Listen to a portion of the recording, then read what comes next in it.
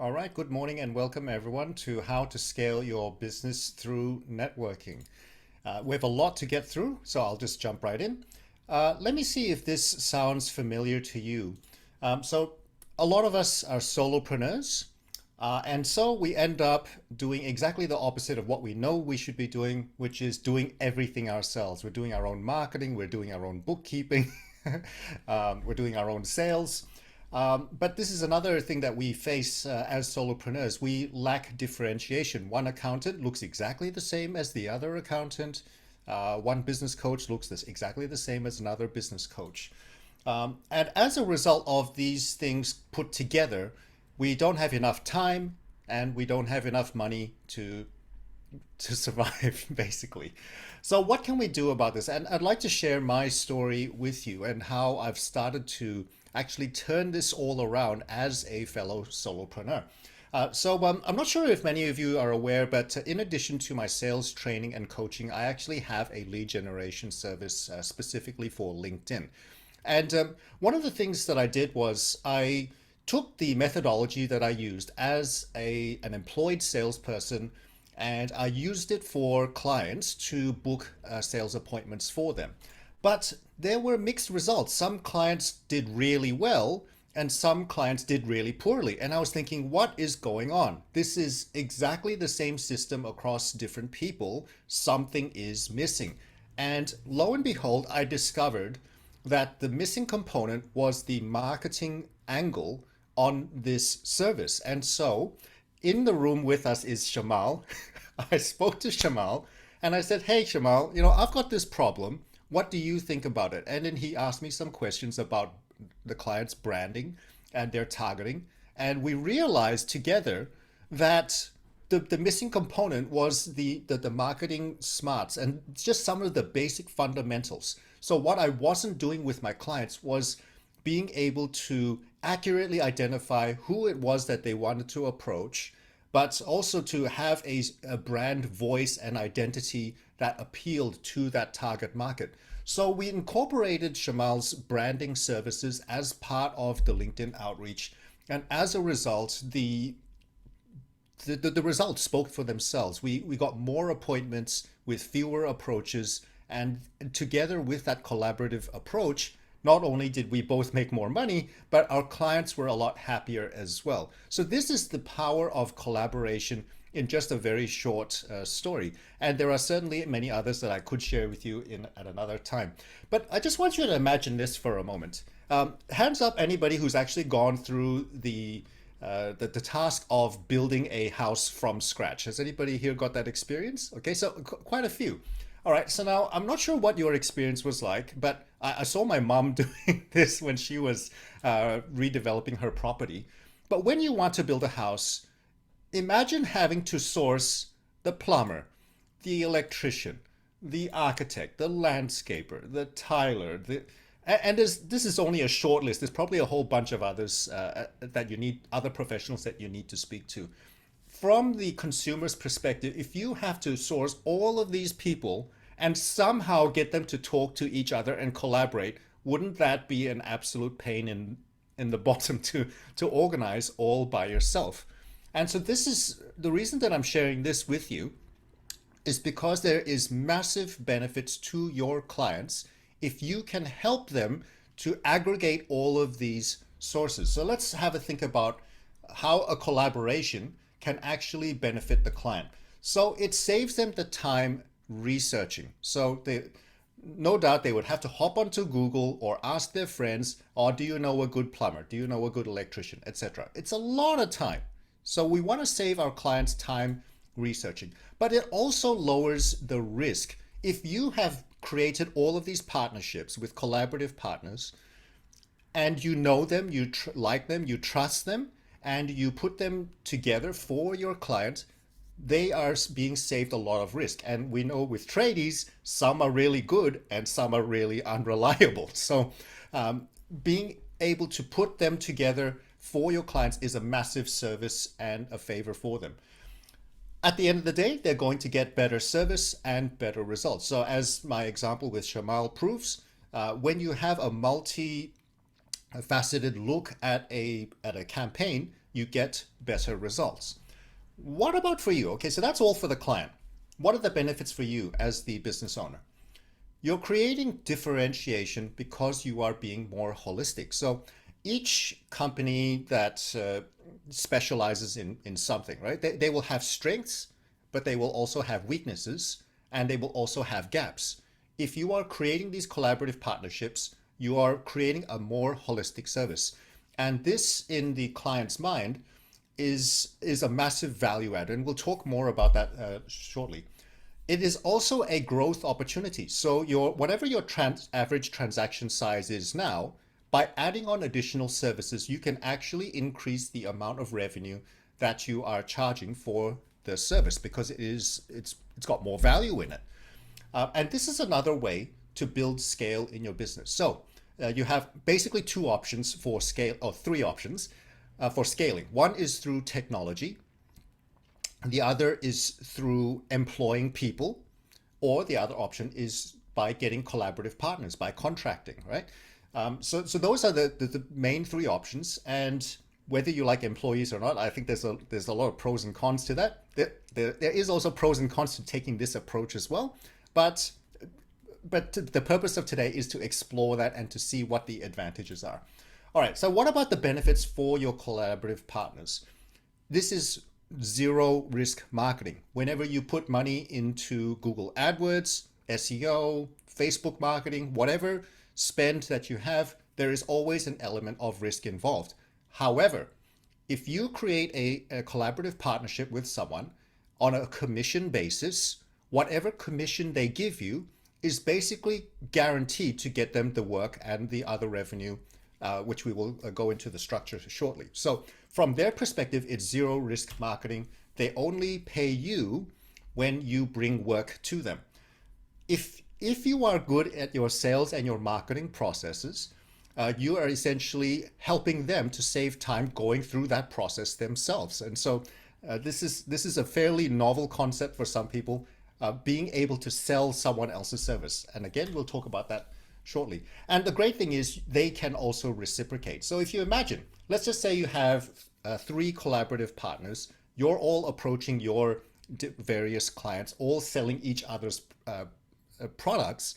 Essentially, you're tripling your sales force, like without having to multiply yourself, right? And you each take shares of each other's revenue.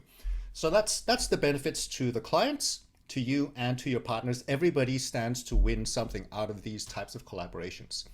All right, let's have a look at some examples of how you can actually create these partnerships. So in the same way, the clownfish helps the anemone and the anemone protects the clownfish. We want to create symbiotic relationships. So the question that you should be asking yourself is, what are the gaps and the natural partners for your business category? And so I thought I'd give you a few examples. Anybody here from financial services? Yep, so we've got Karina. So accountants, they're kind of like the hub of everyone wants to be friends with accountants because they always have the greatest insights into their clients' financials. And they're the greatest referral partners. So oftentimes accountants will want to link up with the bookkeepers, and they want to link up with the financial advisors, the mortgage brokers.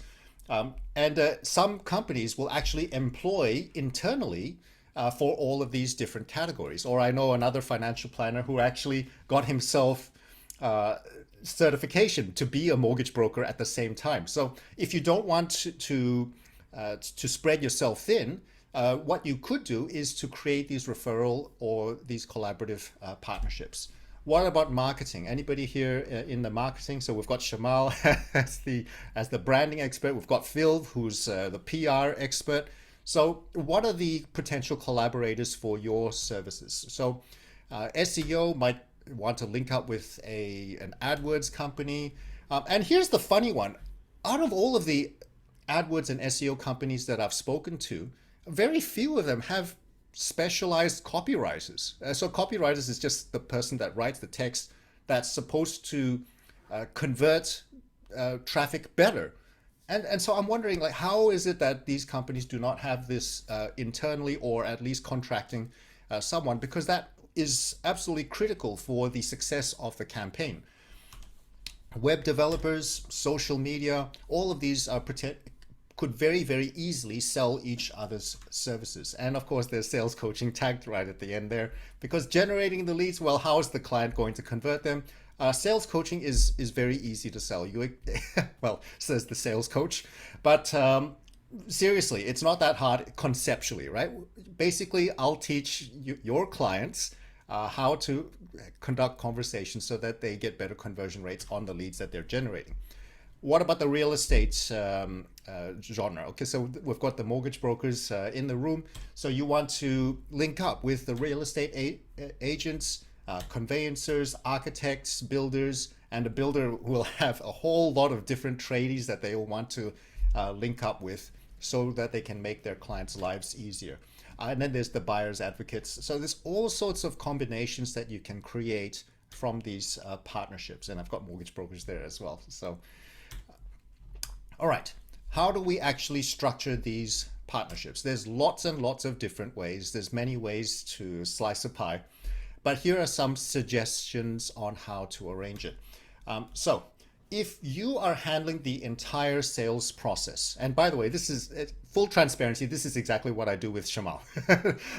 When I'm closing a deal, I'm handling the entire sales process. I am selling Shamal on his behalf. I'll say we have a partnership with Lightbox Agency, and this is what he will do for you. I give them the high level overview and I actually close the sale.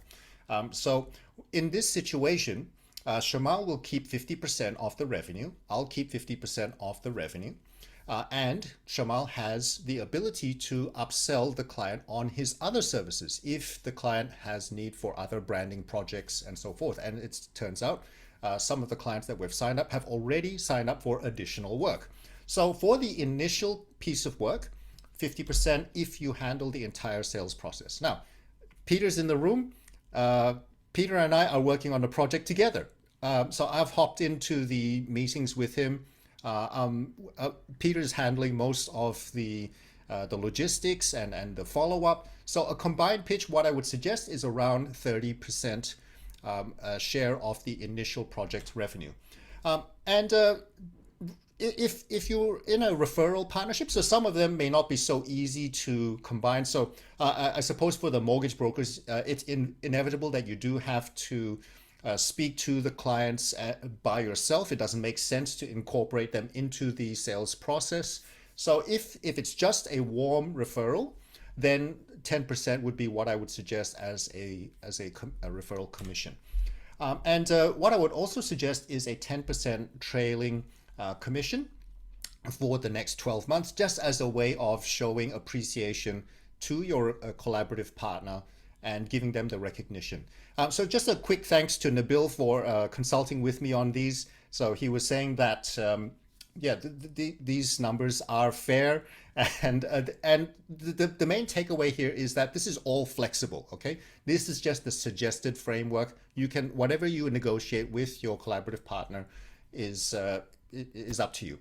Just a quick side note. I've put here 50% of profit. So if you're collaborating with a partner that has cost of goods sold associated with the sale, then you need to incorporate that into the equation. Otherwise, they're going to lose money in the process. Okay, so I know what some of you are probably thinking right now, and I totally understand where you come from. Some of you are not comfortable with commissions. Some of you may feel that there's conflict of interest in terms of best interest for the clients, and you also don't want to be calculative. So a lot of people that I've spoken to, that what they'll say is, oh yeah, we give referrals to them, they give referrals to us, we don't keep track, we don't calculate. That's perfectly understandable, and if that's what you want to do, that's completely fine. But however, here are some considerations to take into account.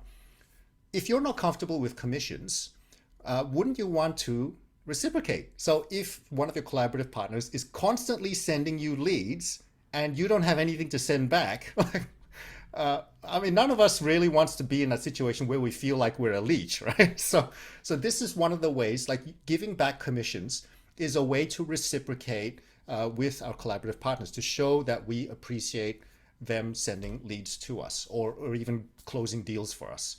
For the conflict of interest, the main danger here is that we're only giving this referral because of the commission, right? So there is the danger of that.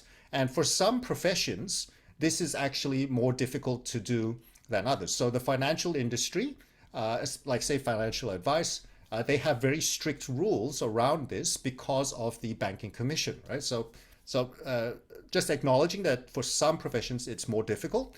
Medical professionals is the other one where it's exceptionally difficult because of their high ethical standards. So uh, with those two as exceptions, uh, realistically, you should only be referring and selling other people's services of those that you trust in the first place, and you would do it regardless of the commission, right?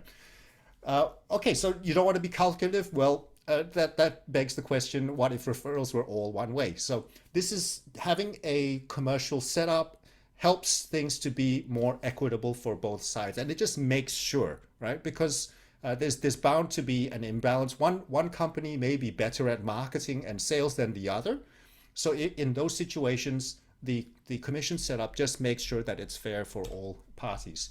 All right, so if you wanted to avoid all of these commissions, that's again, like I said, it's totally understandable. There are some alternatives that you can consider. Chocolates is a great alternative. We've got someone in Fresh um, who sells Fiamma chocolates. I've put a hyperlink in the slides if you want to check it out. I love sending these to my collaborative partners and to clients. But you can also give them other sorts of gifts. You can donate to their favorite charity, or you can look at Contra.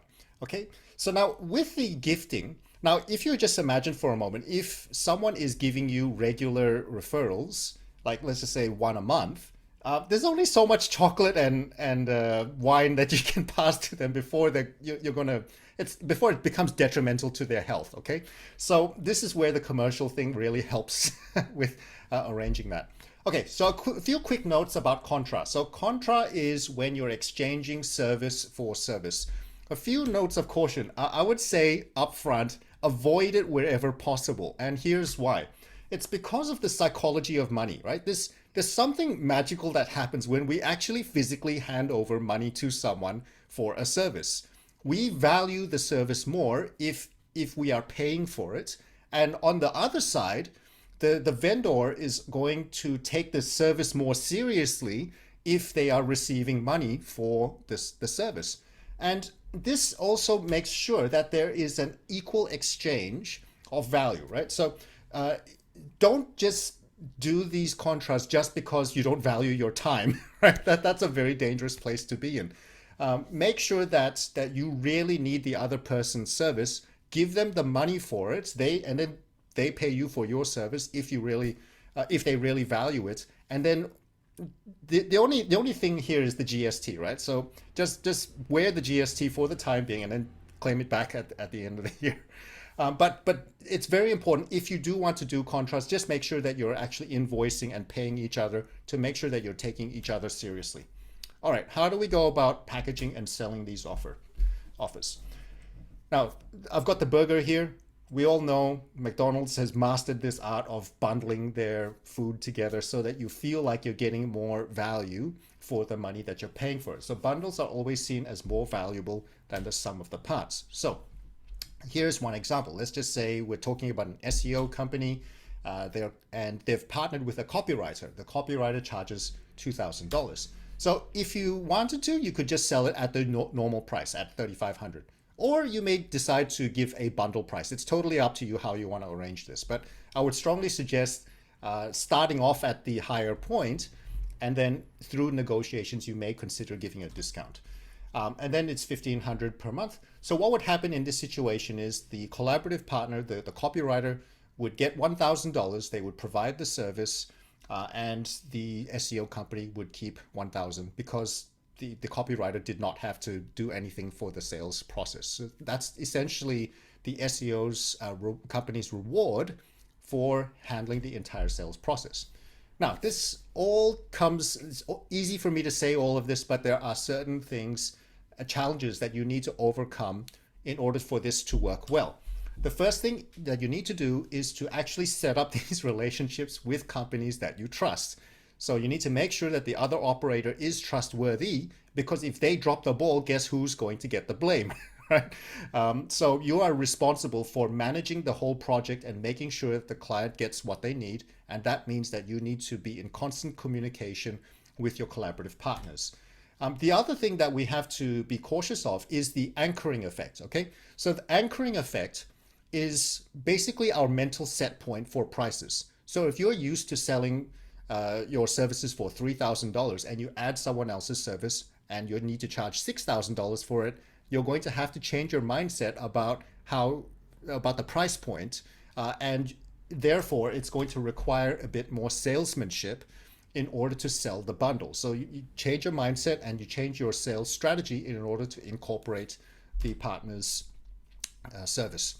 All right, quick summary. Synergy is what happens when 1 + 1 = 10.